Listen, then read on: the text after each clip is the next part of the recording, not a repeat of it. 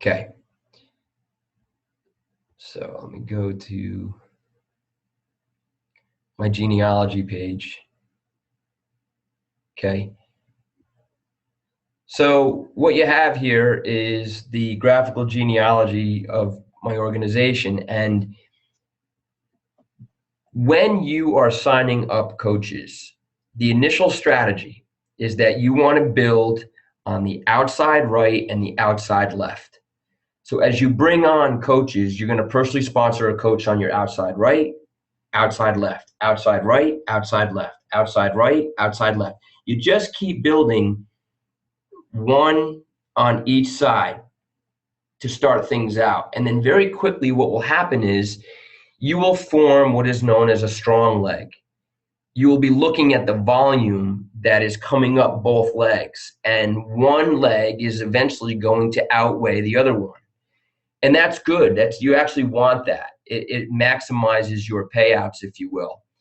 And when you have one leg that becomes stronger than the other, well, then the other one is known as your weak leg. And so quite often what happens, not always, but for a lot of coaches, the strong leg becomes so strong that you almost can't even catch up to it. It's like, oh my gosh. And you get yourself into a position where you just want to focus on building the weak leg.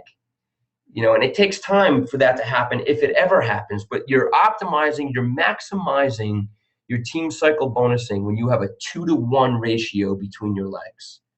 2-to-1 ratio is where you maximize and use all the volume that's coming up both legs.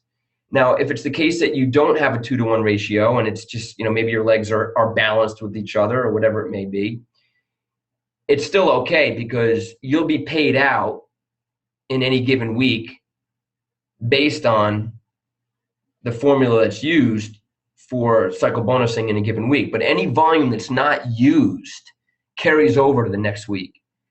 So this concept of carryover volume is fantastic. You never lose the volume that you're not using in a given week. So don't overwhelm yourself, especially if this is still new to you. The best thing for you to do when you are first signing up new coaches is to consult with your upline. So either go to your sponsoring coach or definitely reach out to me if you're saying, oh, great, I've got a coach signing up. Where should I place them? Consult with me or consult with your upline diamond, whoever it may be, so that you place them properly and don't have any regrets later on. And it's not like you can't do anything that's going to cause your business to crash, but it's just there's a maximizing way to do it. And you want to start off properly when you sign on new coaches. Now, let's say you and I had a conversation and we agreed. I said, okay, make sure you place this coach you're signing on your bottom right leg. Well, what you would do in that instance to set your placement, there's a couple ways to do it, but this I find to be the most effective way. If I said set your placement to your bottom right leg, you would go to where I've just taken you in your back office. It was my business, my downline, graphical genealogy. That takes you to this organization chart of your business. You would go, it says go to bottom right. I click go to bottom right. And there, all the way down at this bottom right leg, you see these dotted figures. Well, if I said to you, set your placement to your bottom right, you would just double click the dotted figure at the bottom right leg in your organization. So if I double click that figure, it says this user has been selected for preferred placement. Would you like to save this change? I say, okay. The screen will refresh. Make sure you wait for your computer to do what mine just did. Wait for the screen to refresh. And now I know that the next person who signs up through my website as a coach is going to land right there in my organization. Because that red figure, and it says it right here, if you look at the key here at the bottoms, red, scheduled for preferred placement. That means I've set it right there. So make sure you consult with your upline as to where you should place the coaches that are coming onto your team, especially as you're starting out. And then once you've gotten that information, you go to the dotted figure, double click it, let the screen refresh, and then have the person sign up as a coach through your website. If you have any questions on that, just reach out to me. but don't just start randomly signing up coaches without setting placement properly, because your organization starts to look a little strange. And in the end, look, you're still building, which is great, but you might look at your organization chart someday and go, God, I wish I had done this in the beginning, or I wish I had put this person here back in the beginning. So don't make those mistakes early on. Okay. Let me just check my notes to see if there was anything else I wanted to share with you in the back office.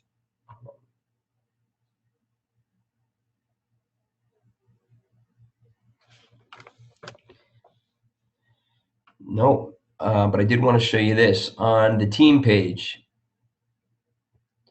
Go to the Facebook page.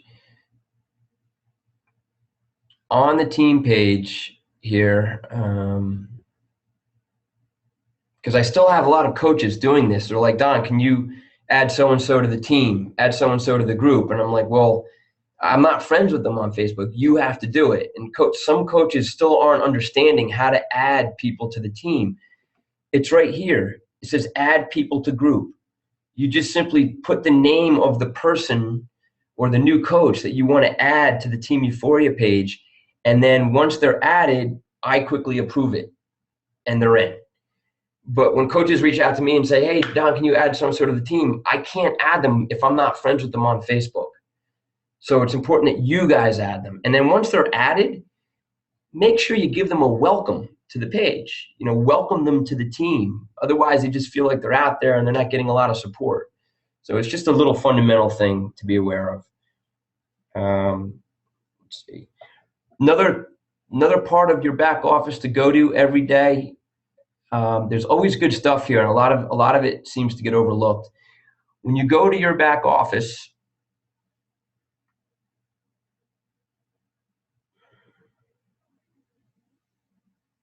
hold on one second. Let me just get you there. Coach Online Office. There's a section called Coach Breaking News. Right here. Breaking Coach News. This little column right here is constantly being updated with all this new information that's happening in the world of Beachbody and the resources that are available to coaches. It's like every day I look at this, I'm like, oh my God, now what do they have? So this just keeps you really up to date on everything that's happening in the world of Team Beachbody. So make sure you're regularly checking the breaking coach news in your back office, because you'll learn a lot of cool stuff. Okay.